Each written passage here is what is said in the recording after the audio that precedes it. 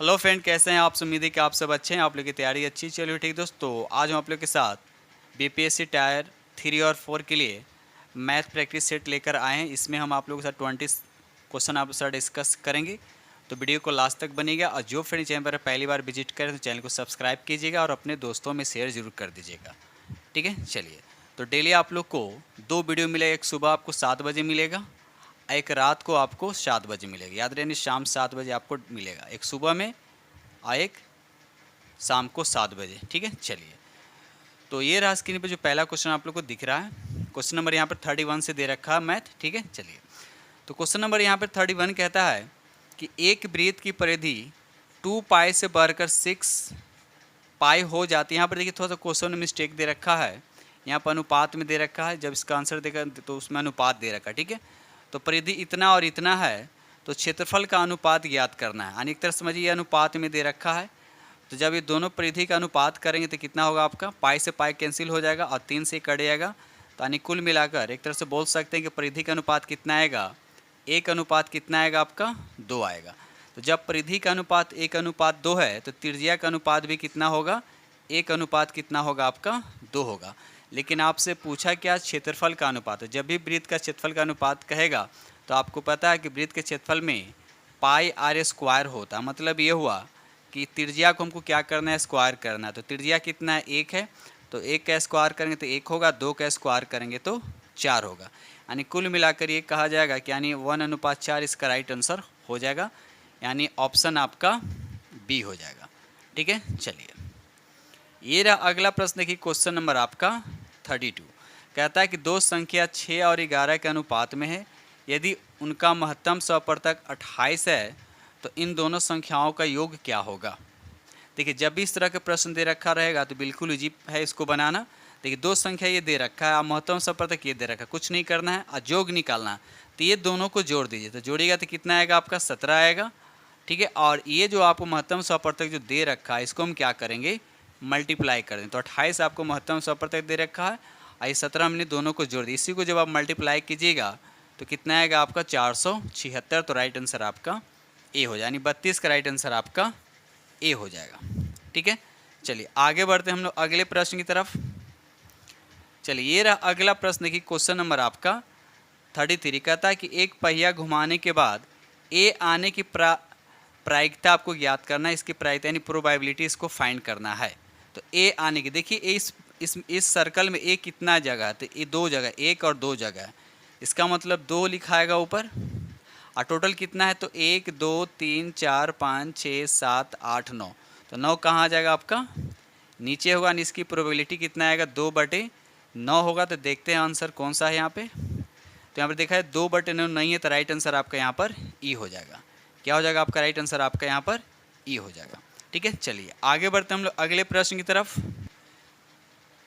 ये रहा अगला प्रश्न। देखिए क्वेश्चन नंबर आपका यहाँ पे 34 कहता है कि 10,000 की राशि 1 वर्ष और 3 महीने के लिए इतना प्रतिशत वार्षिक ब्याज के निवेश पर चक्रवृद्धि ब्याज आपको ज्ञात करना है, जबकि ब्याज जो है वार्षिक संयोजित है। देखिए इस तरह क्वेश्चन आपको दे रखा, 1 साल 3 महीने। तो इसको बनाने का तरीका क्या है, तो सबसे पहले आपको फार्मूला पता होगा।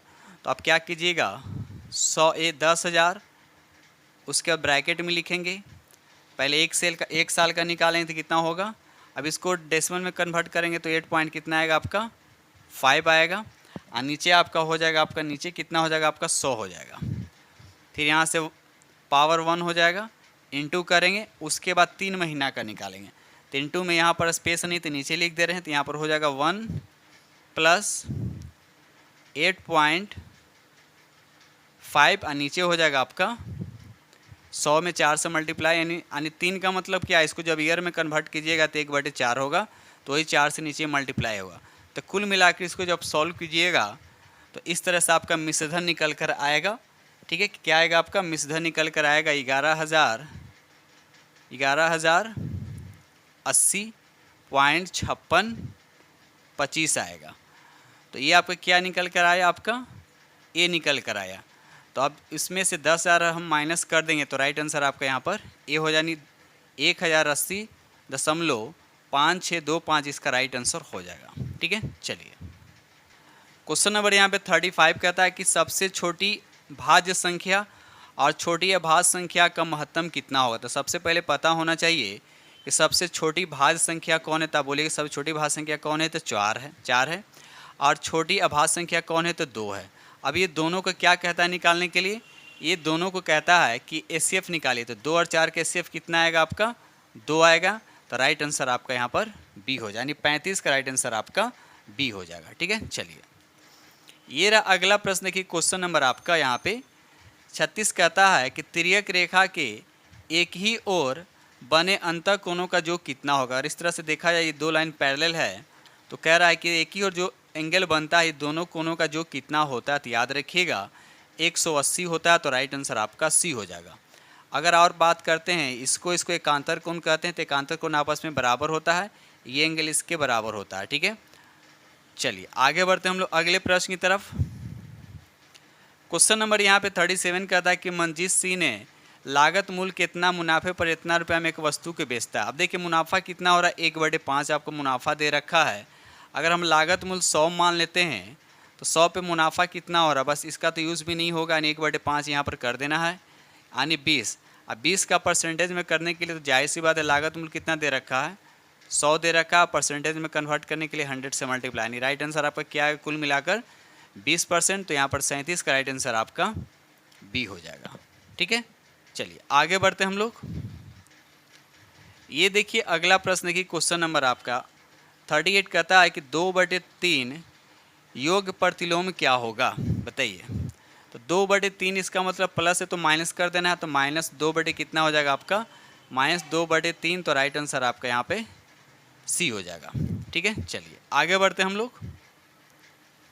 ये रहा अगला प्रश्न की क्वेश्चन नंबर आपका 39 कहता है कि कमला और सुषमा की वर्तमान आयु का अनुपात दे रखा है 4:5 दे रखा है, कोई बात नहीं। ठीक है, 5 वर्ष बाद उनकी आयु का अनुपात दे रखा है 8:9 दे रखा है। तो कमला की वर्तमान आयु ज्ञात। देखिए बिल्कुल इजी इसको बनाने का तरीका है। देखिए पहले अनुपात क्या है, कमला और सुषमा। तो के कर देते हैं कमला और एस कर देते हैं सुषमा। ठीक है, अनुपात पहले दे रखा है 4 कितना दे रखा है, 4:5 दे रखा है। 5 साल के बाद अनुपात ये हो जाता है, नहीं 8 कितना हो जाता है, तो बोलिएगा 9 हो जाता है। ठीक है, अब जब भी इस तरह का अगर आप प्रैक्टिस किए हो तो आप सबसे पहले देखिए दोनों का डिफरेंस देखिए कितना, यहाँ भी 4 आ रहा है, यहाँ भी 4 आ रहा है, इसका मतलब ये सही है। तो दोनों का डिफरेंस अगर सेम नहीं होता तो हमको सेम करना पड़ता। तो दोनों डिफरेंस यहाँ पर 4 है, यानी ये 4 जो जब डिफरेंस 4 आए तो ये 4 किसके बराबर आएगा, तो इस 5 के बराबर आएगा। किसके बराबर आएगा, 5 के बराबर आएगा। तो यहाँ पर 1 यूनिट का वैल्यू कितना आएगा आपका, 5/4 आ गया। अब क्वेश्चन आपसे क्या पूछा है, पूछ रहा है कि कमला की वर्तमान आयु। तो कमला इसमें यहाँ पर कमला लिखा, वर्तमान आयु का अनुपात 4:5 दे रखा, मतलब कमला का वैल्यू कितना है, 4 दे रखा है। वही 4 का मान निकालना है, तो बस 4 से इसमें हम मल्टीप्लाई कर देंगे।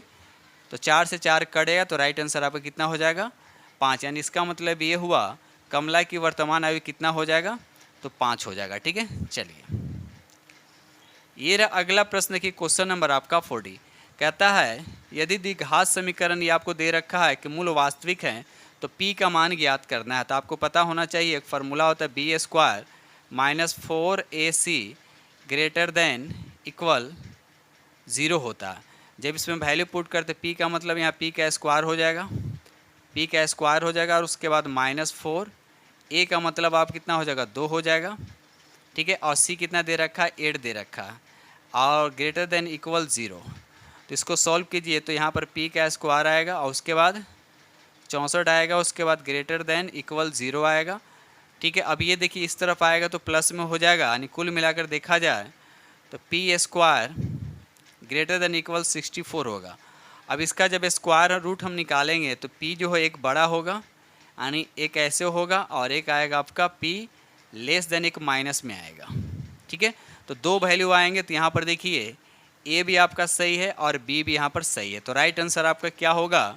अब क्वेश्चन देखिए ऐसे भी एग्जाम में दे देता है, एक से अधिक आंसर भी होता है मैथ में खासकर। ठीक है, इसलिए मैथ जब भी सॉल्व कीजिए तो ऑप्शन को ध्यान से देखिएगा। ठीक है, तो यहाँ पर राइट आंसर आपका क्या हो जाएगा, आपका डी हो जाएगा। ये रहा अगला प्रश्न की क्वेश्चन नंबर आपका 41 कहता है कि एक घोड़ा एक खूंटे में 13 सेंटीमीटर लंबी रस्सी से बंधी हुई है। यदि रस्सी की लंबाई 22 मीटर कर दी जाए तो बताएं कि घोड़ा कितना अधिक क्षेत्रफल चढ़ सकता है। आप देखिए, जब इस तरह का प्रश्न या तो नहीं लिखा हुआ कि कौन सा फार्मूला अप्लाई हो, तो देख खूंटा मतलब फिक्स्ड है, इसका मतलब ये हुआ अगर इसको खूंटा मानते हैं, ये खूंटा हो गया, आई रस्सी होगा, तो इसी के चारों ओर क्या करेगा, चढ़ेगा, इसका मतलब क्या होगा, इस सर्कल होगा। ठीक है, लेकिन अब 22 बढ़ा दिया गया है, अब ये 22 हो गया है। ठीक है ना, तो पूछ रहा है कि कितना एक्स्ट्रा, मतलब ये वाला इसका एरिया निकालते, एक तरह का रिंग हो गया ना। तो आपको पता होना चाहिए कि रिंग का फार्मूला क्या होता है, तो होता है पाई आर का स्क्वायर और स्मॉल आर का स्क्वायर। ठीक है, तो पाई का वैल्यू आपको पता है 22 बटे कितना होता है, 7 होता है। तो अब देखिए, अभी एक फार्मूला पर बैठा हुआ ए स्क्वायर माइनस बी स्क्वायर, तो एक बार हम ऐड करेंगे, अब एक बार माइनस करेंगे, तो एक बार दोनों को ऐड कर दीजिए, तो 22 और 13 कितना हो जाएगा, 35, और उसके बाद माइनस कर दिए, तो 22 में से 13 जाएगा तो 9 बचेगा। ठीक है, अब काटिए इसको, 7 से कितना बार में कटेगा, 5 बार में कटेगा। अब 22 बचे कितना होता है, 110 होता है, और 110 में जब हम 9 से मल्टीप्लाई करेंगे तो 900 कितना हो जाएगा आपका, 90। तो इतना क्या करेगा, घोड़ा अधिक क्षेत्रफल में चढ़ सकता है। तो राइट आंसर यानी 990, इसका राइट आंसर आपका बी हो जाएगा। ठीक है, चलिए ये रहा अगला प्रश्न। देखिए क्वेश्चन नंबर आपका 42, आपके एक क्वेश्चन दे रखा है, इसका मान आपको बताने हैं। ठीक है, सबसे पहले हम क्या करेंगे, इसको थोड़ा सा हम सॉल्व करेंगे। ठीक है, कैसे देखिए, इसको अगर आप सॉल्व कीजिएगा तो क्या आएगा, सी का स्क्वायर आएगा, उसके बाद डी का स्क्वायर आएगा, और नीचे क्या आएगा आपका, नीचे आपका डी सी आएगा, इज इक्वल टू 1 आएगा। तो कुल मिलाकर यहाँ पर सी का स्क्वायर प्लस डी का स्क्वायर इज इक्वल टू कितना हो जाएगा, आपका डी सी हो जाएगा। ठीक है, अब इसको थोड़ा सा ब्रेक कीजिए, आपको ऐसा लग रहा है कि ए क्यू माइनस बी क्यू पे बैठा हुआ, तो उसी पर बैठा हुआ। ठीक है, तो इसको हम ब्रेक कर रहे हैं, तो क्या हो जाएगा, सी माइनस डी हो जाएगा। उसके बाद क्या होता है, सी का स्क्वायर होता है, उसके बाद डी का स्क्वायर लिखेंगे, उसके बाद प्लस ए बी होता है, तो ए बी की जगह पर हो जाएगा प्लस सी डी हो जाएगा। ठीक है, नीचे थोड़ा सा कॉमन लीजिए, दोनों में कॉमन निकले, थोड़ा सा मैं कलर चेंज कर दे रहा हूँ। ठीक है, नीचे क्या होगा, थोड़ा सा कॉमन लिया जाएगा, तो कॉमन हम क्या लेते हैं, डी सी को जब कॉमन लीजिएगा तो अंदर क्या बचेगा, सी बचेगा, इधर डी बचेगा। तो अब देखिए सी माइनस डी और सी माइनस डी कट गया। ठीक है, उसके बाद यहाँ देखिए आपको ये दिख रहा होगा सी स्क्वायर प्लस डी स्क्वायर, सी स्क्वायर प्लस डी स्क्वायर के वैल्यू कितना है, डी सी है, और यहाँ भी डी सी है, सी डी है, सी डी या डी सी एक ही बात है। तो जब यहाँ पर हम डी सी है, यहाँ पर सी डी, मतलब दोनों एक ही चीज़ है, दोनों को जब ऐड करेंगे तो 2 डी सी आएगा, कितना आएगा आपका, 2 डी सी आएगा, और नीचे आपका डी सी दे रखा है, तो डी सी से डी सी क्या हो जाएगा, कट जाएगा, तो आंसर आपका 2 आएगा। तो राइट आंसर आपका यहाँ पर ए हो जाएगा। ठीक है दोस्त वीडियो पसंद है तो प्लीज़ लाइक कीजिएगा और अपने दोस्तों में शेयर जरूर कर दीजिएगा। ठीक है, चलिए आगे बढ़ते हैं हम लोग। चलिए क्वेश्चन नंबर यहाँ पर 43 कहता है, क्वेश्चन नंबर यहाँ 43 कहता है कि मान लीजिए ये आपको दे रखा है, इसका मान निकालना है। ठीक है, चलिए तो देखिए यहाँ पर 6 पर पावर दे रखा, तो इसको हम ऐसे भी लिख सकते हैं 1/6 माइनस 1/8। यहाँ पर देखिए क्वेश्चन में थोड़ा सा मिस्टेक, यहाँ पर -1 है। ठीक है, यहाँ पर -1 छूटा हुआ, तो यहाँ पर हम -1 दे रहे हैं। ठीक है, छूटा हुआ इसमें, उसके बाद भागा का साइन है, इसको भी हम लिख सकते हैं 1/2 और -1/3। ठीक है, बाहर से कितना है, -1 दे रखा। ठीक है, अब इसको सॉल्व कीजिएगा, इस पार्ट को जब सॉल्व कीजिएगा तो डायरेक्ट सॉल्व करते हैं, तो 8 में से 6 गया, कितना हो गया, 2, और दोनों को मल्टीप्लाई कर दिए, कितना हो गया आपका, 48 हो गया। ठीक है, पावर कितना है, -1, अब ऐसे रहने दीजिए, उसके भागा के साइन दीजिए। अभी इसको सॉल्व कीजिए तो 1 बटे कितना आएगा, 6 आएगा। ठीक है, अब क्या करते हैं, हम सब को माइनस हटाते हैं, पावर को माइनस है ना तो प्लस बनाते हैं, तो जब माइनस से प्लस बनाए तो ऊपर वाला नीचे, नीचे वाला ऊपर हो जाएगा। तो आपको पता है कि 48 पहले काट दीजिए, तो कितना हो जाएगा, 24 हो गया। तो ऊपर कितना बचा, 1 बचा। अब यहाँ पर पावर माइनस दे रखा है, तो 24 चला जाएगा ऊपर और 1 आ जाएगा नीचे। सेम केस यहाँ पर भी है, 6 चला जाएगा ऊपर और 1 आ जाएगा नीचे, यानी कुल मिलाकर ऐसे हो जाएगा 24 भागा 6 हो जाएगा। तो 6 से कितना बार में कटेगा, 4 बार में कटेगा। तो 43 का राइट आंसर आपका यहाँ पर बी हो जाएगा। ठीक है, चलिए आगे बढ़ते हम लोग अगले प्रश्न की तरफ। क्वेश्चन नंबर यहाँ पे 44 कहता है पी के किन मानों के लिए निम्न समीकरण युग का द्वितीय हल होगा। ठीक है, तो यहाँ पर आपको फार्मूला पता होगा a1/a2 नॉट इक्वल क्या होता है, b1/b2, ये फार्मूला अप्लाई करना है। ठीक है, तो देखिए 4 कितना हो जाएगा, 4/2 होगा। अगर आप बनाए होंगे, प्रैक्टिस करते हो तो आप लोग को आइडिया होगा। नॉट इक्वल p क्या होगा आपका, 2 आएगा। तो 2 से 2 कैंसिल हो गया, यानी p क्या आया, p not is equal to 4 आया, तो अब कितना क्या करेंगे, डायरेक्ट यहाँ पर आंसर ए मार देंगे, क्योंकि यहाँ पर देखिए पी नॉट इक्वल 4 कह रहा, मतलब पी को यानी 4 को छोड़कर सब वैल्यू हो सकता है, यानी 4 के अतिरिक्त पी के प्रत्येक मान के लिए समीकरण के युग में एक अद्वितीय हल होगा। तो यहाँ पर राइट आंसर आपका 44 का डी हो जाएगा। ठीक है, क्या हो जाएगा, डी हो जाएगा। तो राइट आंसर आपका यहाँ पे डी हो जाएगा। ठीक है, चलिए आगे बढ़ते हैं हम लोग। ये रहा अगला प्रश्न, देखिए क्वेश्चन नंबर आपका 45। ये तो आपको बताना है इसमें भिन्न सबसे बड़ी कौन है। अब इसको जैसे बना लीजिए, डेसिमल में कन्वर्ट के बना लीजिए, जैसे बना लीजिए। अगर हम इसको करते हैं 5/7, ये आता है 0.71 आएगा। उसके बाद यहाँ पर 9/14 की अगर बात करते तो ये आएगा आपका 0.64 आएगा। उसके बाद 16 कितना है, 21 है, तो इसका आएगा आपका 0.76 आएगा। और उसके बाद एक और है 29/42 है, इसको सॉल्व करें तो कितना आएगा आपका 69.69 आएगा। तो सबसे बड़ा कौन यहाँ पर दिख रहा था आपको, ये दिख रहा है, यानी 16/21। तो 16/21, तो राइट आंसर आपका 45 का सी हो जाएगा। ठीक है, चलिए ये रहा अगला प्रश्न की क्वेश्चन नंबर आपका 46। कहता है कि 8 सेंटीमीटर त्रिज्या वाले एक गोले से 1 सेंटीमीटर त्रिज्या वाले कितनी गोलियां बनाई जा सकती है। जब भी इस तरह के प्रश्न आएगा तो आप वॉल्यूम का फार्मूला अप्लाई किया, यानी वॉल्यूम अप्लाई कीजिएगा, वॉल्यूम वाला फार्मूला। ठीक है, तो यहाँ पर गोले की बात किया जा रहा है, तो आपको पता होना चाहिए कि इसका फार्मूला क्या होता है। और गोले का वॉल्यूम क्या यानी आयतन की बात करें तो फार्मूला क्या होता है, तो 4/3 हम समझा दे रहे हैं, 4/3 पाई आर क्यूब होता है। तो अब बताइए गोला छोटा हो या बड़ा, दोनों में तो गोला का ही फार्मूला लिखाएगा वॉल्यूम का, लेकिन ये तो कांस्टेंट रहेगा। तो बस इसको आपको नहीं लिखना, सीधा क्या करना है, बड़े वाले के लिए कैपिटल आर कर दीजिए और छोटे वाले के लिए स्मॉल आर कर दीजिए, बस इसी को डिवाइड कर दीजिए, आपका गोली की संख्या निकल जाएगा। तो बड़े वाले देखिए त्रिज्या कितना दे रखा है आपका बड़े वाले का 8 सेंटीमीटर। तो 8 को हम कितना बार लिखेंगे, 8 को 3 बार लिखेंगे। कितना बार लिखेंगे, 8 को 3 बार लिखेंगे। और 1 को 3 बार लिखेंगे तो कोई फ़र्क ही नहीं पड़ेगा, तो 1 ही रहेगा। तो तीनों 8 को जब मल्टीप्लाई कीजिएगा तो 500 कितना आएगा आपका 12 आएगा। तो राइट आंसर आपका ए हो जाएगा। ठीक है, चलिए आगे बढ़ते हम लोग। ये रहा अगला प्रश्न की क्वेश्चन नंबर आपका 47। कहता है कि ए और बी क्रमशः 9/5 किलोमीटर प्रति घंटा और बी 12/5 किलोमीटर प्रति घंटा की चाल से चलना शुरू किया।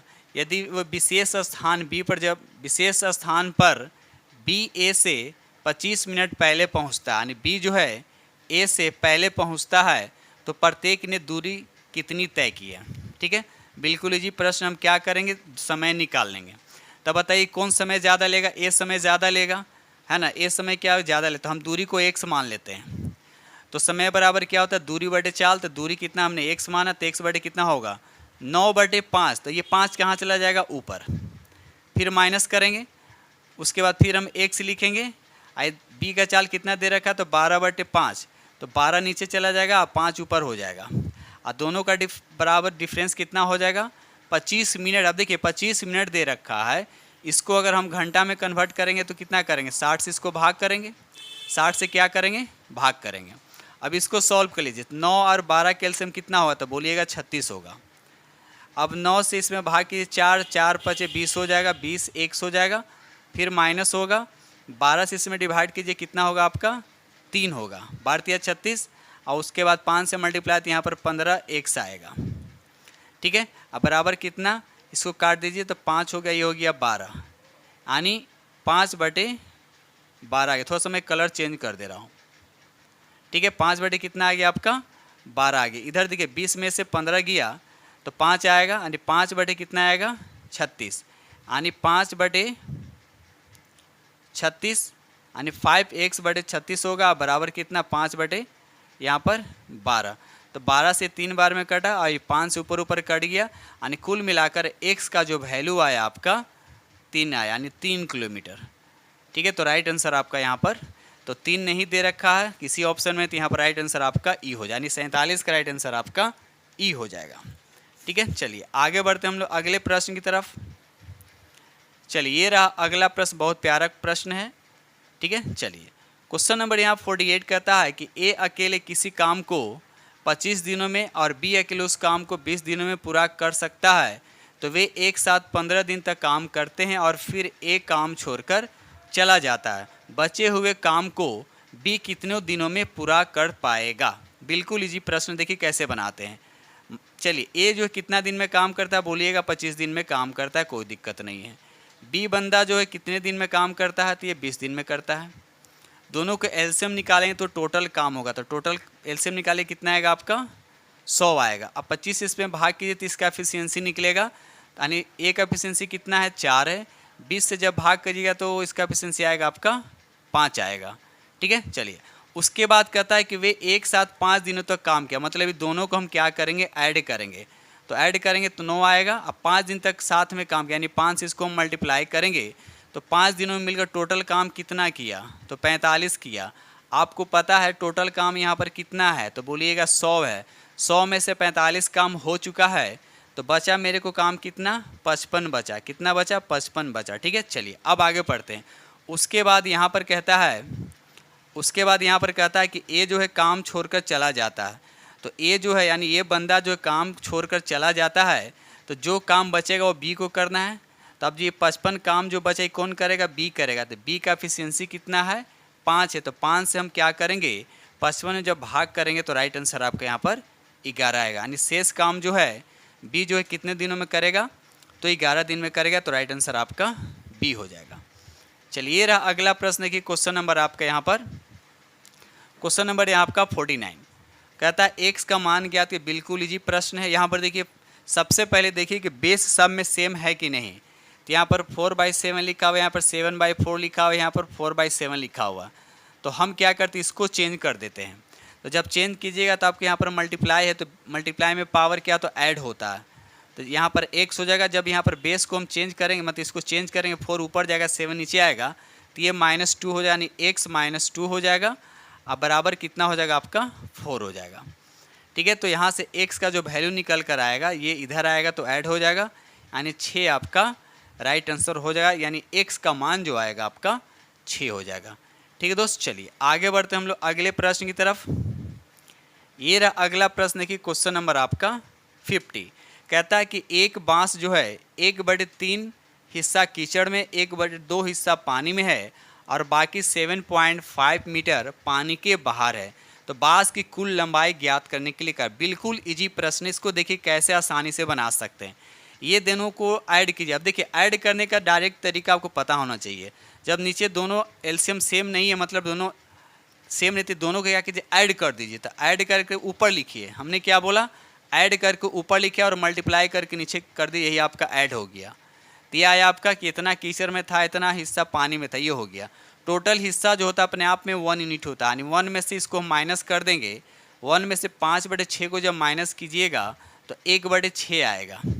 1/6 क्या आया, जो पानी के ऊपर है, मतलब इसके बराबर होगा। यानी 1/6 किसके बराबर हो जाएगा, तो 7.5 के बराबर होगा। तो अब 1 यूनिट का मान निकालें। 1 यूनिट का मतलब हो गया बांस की कुल लंबाई, यानी 1 यूनिट है, यानी एक समझिए।